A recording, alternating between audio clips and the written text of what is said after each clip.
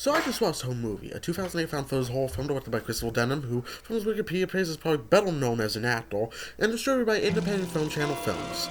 It took way too long for me to realize that they were connected.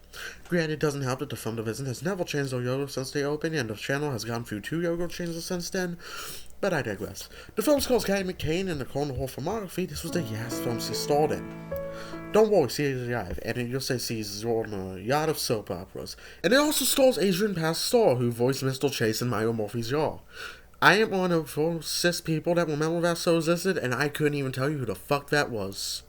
In the film, they play 2 parents, one pastor and one psychiatrist, who make home movies along for kids, to twins named Jack and Ellie. But this is an evil kid movie, and yet the title of another evil kid movie that came out a year later than this said, "There's something wrong with Jack and Ellie." Unlike that movie, though, we never really learn what is wrong with them, which is something I really enjoy about this movie.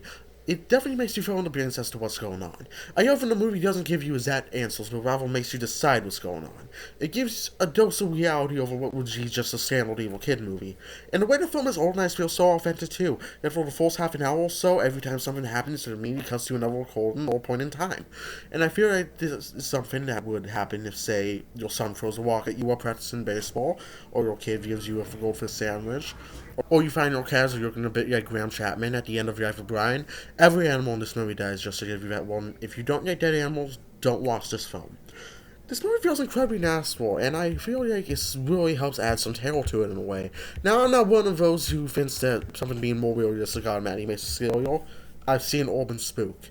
But when it comes to films like this that are just a constant build-up, nothing really supernatural has happened, it's just toying with you as to what's going on with these kids, the realism definitely helps, and the ending definitely makes the build-up worth it, being an absolute misery to get through in the best way possible. Something common with a lot of films distributed by this company. So miserable of an ending, in fact, that near the end, Jack breaks the fourth wall and dares you to watch the rest of his film. I would say it's Wolf Creek, but it's definitely not a fun watch. It's not the most unpredictable movie ever. I could automatically tell that it wasn't the best idea to teach your children how to pick your dots.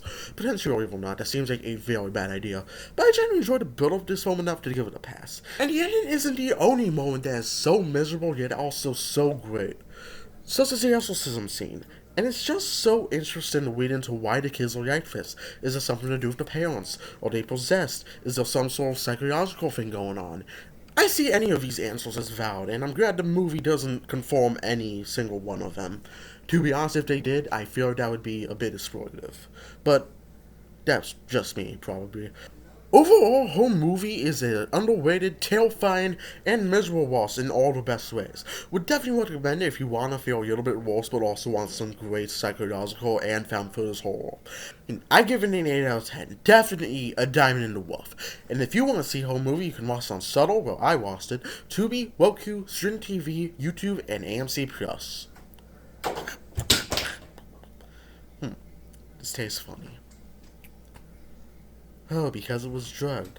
That makes